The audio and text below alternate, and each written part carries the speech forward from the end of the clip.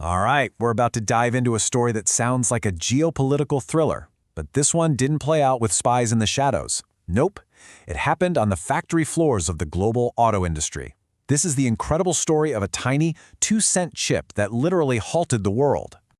So here's the central question, right? How on earth could a tiny chip worth just 2 cents bring the entire global automotive industry to a grinding halt?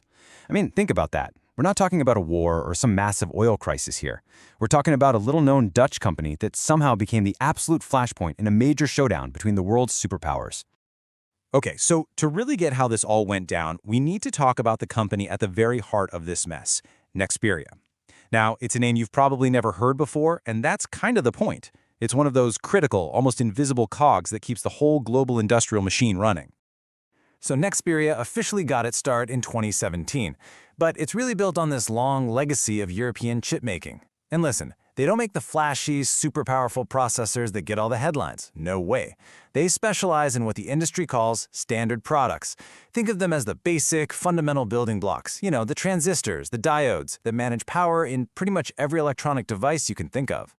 And their business model? It's all about an economy of scale that is just mind-boggling. They make and sell over 100 billion of these little components every single year. And the crazy part? Despite that insane volume, each individual chip is worth next to nothing. We're talking, on average, just 2 cents. But, you sell 100 billion of anything, even at 2 cents a pop, and it adds up. That high-volume, low-cost strategy is wildly successful for them. It translates to about $2 billion in revenue every year. That makes them a huge player in this foundational, but often totally overlooked corner of the market. Now, here is the absolute key to this whole story. The number one most important market for these little chips, it's the auto industry. I mean, a modern car is basically a computer on wheels, right? It's packed with electronics, and it has hundreds of these Nexperia components inside. So the auto industry isn't just a customer, it is fundamentally dependent on them. And that dependency, well, it turned out to be a massive, critical vulnerability that almost nobody saw coming. So that dependency is the backdrop, and it perfectly sets the stage for the one event that kicked this whole crisis into high gear, a really suspicious acquisition that immediately sent red flags flying in Western capitals. So what happened? Well, in 2018, just a year after Nexperia was formed, it gets bought up by a Chinese tech firm called Wingtech. The price tag was around $4 billion. But here's the really crucial part. Wingtech's chairman, a guy named Zhang Suizhang, he also becomes the CEO of Nexperia. And that gave the Chinese parent company direct, hands-on operational control. And right away, people started scratching their heads because the logic of this deal just didn't add up. It was weird. You see, Wingtech's main gig was assembling smartphones for other brands. They put phones together. They didn't make chips. And Nexperia? They made these basic low-end chips for cars. The business synergy, it just wasn't there. It felt like a really odd match. And that strategic mismatch, it poured fuel on the fire of suspicion that there was some kind of hidden geopolitical motive here. U.S. officials started raising the alarm. They were concerned this was a calculated play by China to get control over these critical little nodes in the supply chain. And the fact that Wingtech is about 30% owned by the Chinese government didn't help. The big fear was that if Beijing controlled these dumb but necessary chips, they could gain massive leverage and basically hold entire Western industries hostage. And just when you think this story can't get any stranger, there's this really bizarre subplot.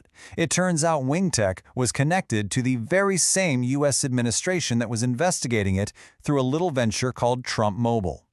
Yeah, so the main product, the T1 phone, was marketed with this big designed in America claim. But it was pretty much a carbon copy of a budget phone made by Wingtech. The irony here is just staggering. The Trump organization was apparently slapping its name on a $128 phone, jacking the price up to $500, and it was all being made by the exact same Chinese state-linked company that its own administration was flagging as a national security threat. You really can't make this stuff up. Okay, so all these simmering concerns about Nexperia's new ownership, they were about to boil over, big time.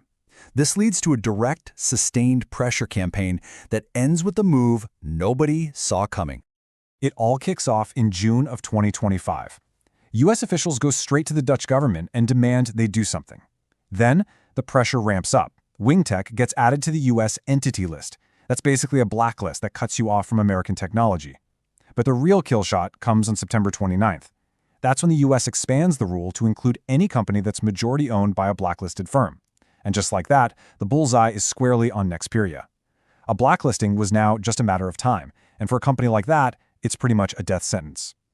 So, the Dutch government is stuck between a rock and a hard place. On one side, you've got your most powerful ally demanding action. On the other, you've got a critical company on your own soil about to go under. They chose a pretty drastic path. In early October 2025, they decided to seize control of Nexperia. And the way they justified this legally, it was truly shocking. They had to dig deep into the history books and pull out this obscure Cold War-era law that hadn't been used in its entire 75-year history. It was called the Goods Availability Act of 1952, and it basically gave the government these sweeping powers to just take over private companies if they needed to secure essential goods during a national emergency. Let's be crystal clear about what this was. This was, for all intents and purposes, the government just taking the company. No compensation, they froze all of Wingtech's assets and seized direct operational control. Now, the official reason was to prevent a supply disruption, but this move, this preemptive strike, was about to trigger an immediate and absolutely devastating response. See, in this bold, dramatic move, the Dutch government overlooked one fatal flaw in their plan, a flaw so big that it would cause the entire strategy to backfire spectacularly. The best way to think about Nexperia is like a company with two halves. You've got the brain. That's the headquarters, the R&D, the really high-tech wafer manufacturing. All of that was safe and sound in Europe. But then you have the hands, the absolutely critical final assembly and testing plants, the places that turn those fancy silicon wafers into actual usable chips. And all of that was in Asia. And this right here was the fatal flaw. A whopping 70% of Nexperia's entire global output was assembled and tested in its factory in China. So while the Netherlands had seized the company's brain, China still had physical control over its hands. And with the hands came the vast majority of the company's finished products. This gave Beijing all the leverage it could possibly need. And Beijing's response? It wasn't some strongly worded letter. It was swift, precise, and absolutely crippling. Almost immediately, the Chinese government slapped a full export ban on every single finished chip coming out of that Nexperia factory. Just like that, the global supply of these chips stopped overnight. The fallout was catastrophic. You had billions of finished chips just piling up in Chinese warehouses, unable to go anywhere. By October 29th, car makers in Europe were screaming that they were just days away from shutting down completely. And then the dominoes started to fall. Production lines went quiet in Japan, in Mexico, in Brazil, and yep, right here in the United States.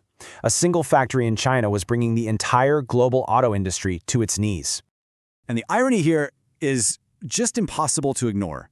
Think about it. The Dutch government, pushed by the US, took this extreme action to prevent a potential supply disruption. But in doing so, they instantly triggered a real crisis that was far, far worse than the theoretical one they were trying to avoid. It was just a stunning, unbelievable strategic miscalculation. So, how does a crisis like this end? Well, you might think the solution would be hammered out in Brussels or The Hague, but nope. This whole thing was resolved in a high-stakes bargain between the two superpowers at the center of it all. And that deal would reveal a whole new set of rules for geopolitical power. On October 29th, the exact same day the car companies were sounding the alarm, U.S. President Donald Trump had a meeting with Chinese President Xi Jinping.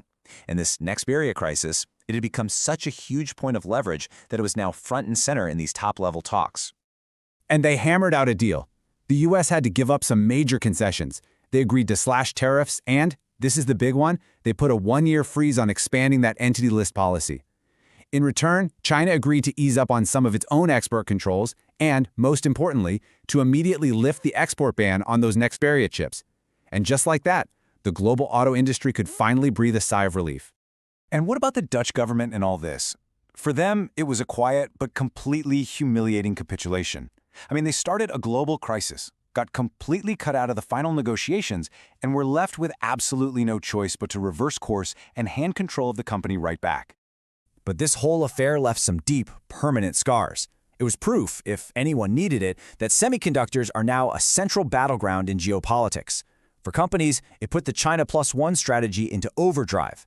Everyone scrambled to build more redundancy in their supply chains. For governments, Europe pointed to this crisis to justify their big European Chips Act. But the biggest takeaway? The West tried to assert control, and all it did was prove that China was the ultimate decider of Nexperia's fate. When you boil it all down, the Nexperia crisis signaled a really significant shift in global power.